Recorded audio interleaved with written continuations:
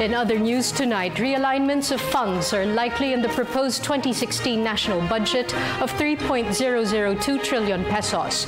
The proposed national expenditure program is currently undergoing scrutiny at the lower house. More of this report from Freddie Abando.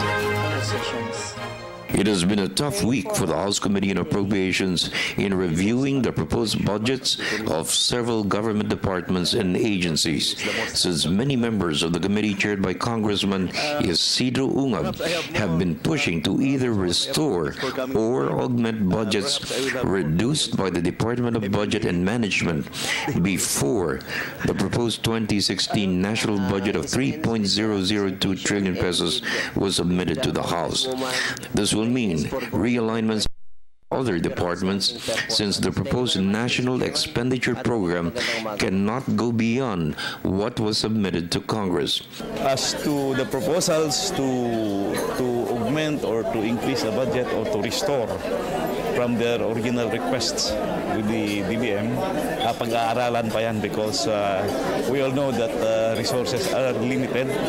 And there are a lot of agencies that's asking for augmentation. Pangalawa, I have to place into consideration the proposals of both houses to reduce taxes. So we have to take this into consideration because that also translates reduction of our revenues. Yes. So mahirap if you're talking of augmentation. On the other hand, the other arm is telling us that they are going to reduce taxes. So we have to be very, very, very careful. Tuesday, Carpio Morales got the support of the committee to increase its intelligence fund, a measly 3 million pesos to 10 million pesos. It was the consensus of the committee that the Office of the Ombudsman should be given the full support to carry out its mandate and mission of running after grafters in government. This is in line with the President's crusade for good governance. Morales said there's a need to hire more lawyers and investigators to conduct fact-finding probes of complaints from citizens, most of which has been focused on alleged irregularities in connection with the Priority Development Assistance Fund. We are limited by a number of investigators in the sense that if you are a good investigator, you are dependable, but the price of dependability is that you are given a lot of work.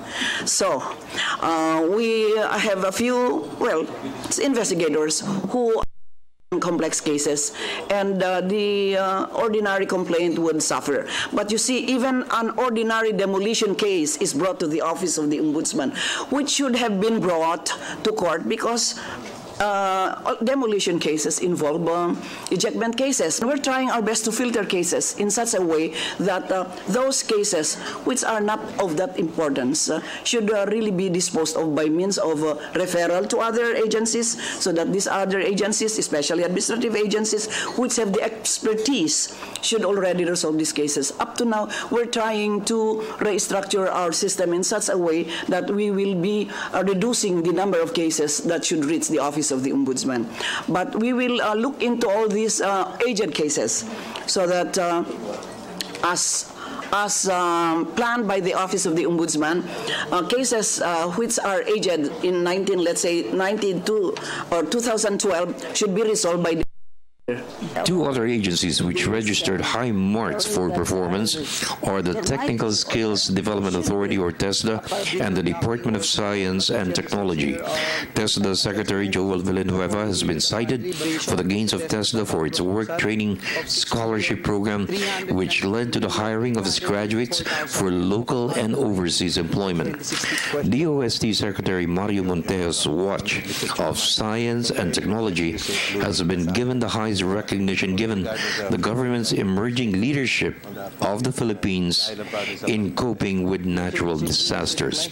The free Wi-Fi project, implemented to be expanded all over the country in 2 years, and the impact of research and development in enhancing the Philippines' competitiveness to sustain its growth.